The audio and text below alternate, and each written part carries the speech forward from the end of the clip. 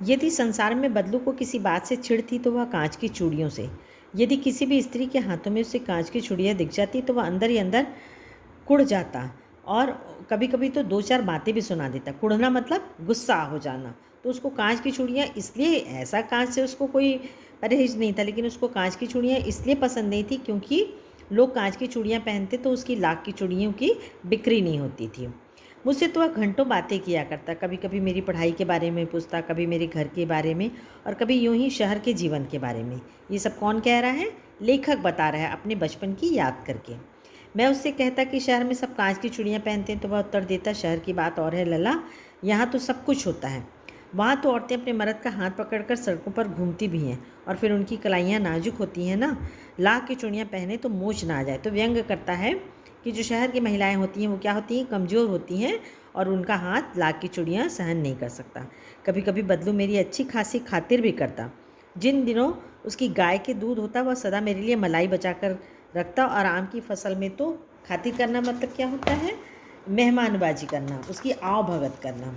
मैं रोज़ उसके यहाँ दो चार आम खाता, परंतु इन सब बातों के अतिरिक्त जिस कारण वह मुझे अच्छा लगता था वह लगभग रोज़ ही मेरे लिए एक दो गोलियाँ बना देता।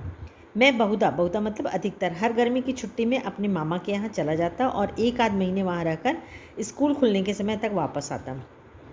परंतु दो तीन बार ही मैं अपने मामा के यहाँ गया हूँगा। तभी मेरे पिता की एक दूर के शहर में बदली हो गई और एक लंबी अवधि तक मैं अपने मामा के गांव ना जा सका। अवधि मतलब समय तक के।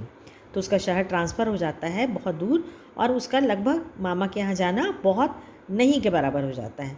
तब लगभग 8-10 वर्षों के बाद जब मैं वहाँ गया तो इतना बड़ा हो चुका था कि लाख की गोलियों में मेरी रुचि नहीं रह गई थी। जैसे जैसे बच्चा बड़ा होते जाता है उसका जो इंटरेस्ट होता है, रुचि मतलब इंटरेस्ट, वो दूसरी चीज़ों में होता है। तो ऐसे ही लेखक का जो इंटरेस्ट था वो लाख की गोलियों में अब नहीं रह गया था। अतः गांव में होते हुए भी कई दिनों तक मुझे बदलू का ध्यान न आया। इस बीच मैंने देखा कि गांव में लगभग सभी स्त्रियां कांच की चूड़ियां पहने हैं। विरले ही हाथों में मैंने लाख की चूड़ियां देखी। विरले मतलब बहुत कम। तब एक दिन सहसा मुझे बदलू का ध्यान हुआ आया। बात यह हुई कि बरसात में मेरे मामा की छोटी लड़की आंगन में फिसल कर गिर पड़ी और उसके हाथ की कांच की चूड़ी टूटकर उसकी कलाई में घुस गई और उससे खून बहने लगा। मेरी मामा उस समय घर पर न थी, मुझे ही उसकी मरहम पट्टी करनी पड़ी। तभी सहसा मुझे बदलू का ध्यान आया और मैंने सोचा कि उससे मिल आऊँ। अतः शाम को मैं घूमते घूमते उसके घर चला गया। बदलू वहीं चबूतरे पर नीम के नीचे एक खाट पर लेटा था। तो लेखक को कैसे याद आया, उसकी मामा की लड़की जब कांच की चूड़ी उसके चुभ जाती है तो उसको याद आता है बदलू का, नहीं तो वो कब का भूल गया रहता है। तो उसको याद आने के बाद वो शाम को जाता है तो बदलू बिल्कुल उसी तरीके से बरामदे में नीम के पेड़ के नीचे खाट पर लेटा रहता है। तो जाकर उसे नमस्कार करता है। नमस्ते भैया, उसने मेरी नमस्ते का उत्तर दिया और उठकर खाट पर बैठ गया। परंतु उसने मुझे पहचाना नहीं और देर तक मेरी ओर निहारता रहा। निहारता मतलब देखता रहा। मैं हूँ जनार्दन काका, आपके पास से गोलियां बनवा कर ले जाता था। मैंने अपना परिचय दिया। बदलू फिर भी चुप रहा, मानो अपनी स्मृति पटल पर अतीत के चित्र उतार रहा हो। स्मृति पटल मतलब अपने याददाश्त को वापस, अतीत मतलब पुरानी चीज़ों को याद कर रहा है। और तब वह एकदम बोल पड़ा, आओ आओ लला बैठो, बहुत दिन बाद गाँव आए।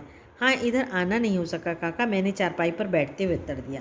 देखिए, पहले गांव के लोगों में चाहे वो छोटा इंसान हो चाहे बड़ा इंसान हो, बहुत आदर देने का भाव रहता था और आपस में अमीर गरीब या बड़े छोटे का कोई भी भेदभाव नहीं रहता था। तो वो कितने अच्छे से उसको नमस्कार करता है और उनको आदर सम्मान देता है लेखक बदलू को। कुछ देर बाद फिर शांति रही। मैंने इधर उधर दृष्टि दौड़ाई, न तो मुझे उसकी मच्छियाँ ही नजर आई और ना ही भट्टी। आजकल काम नहीं करते काका, मैंने पूछा।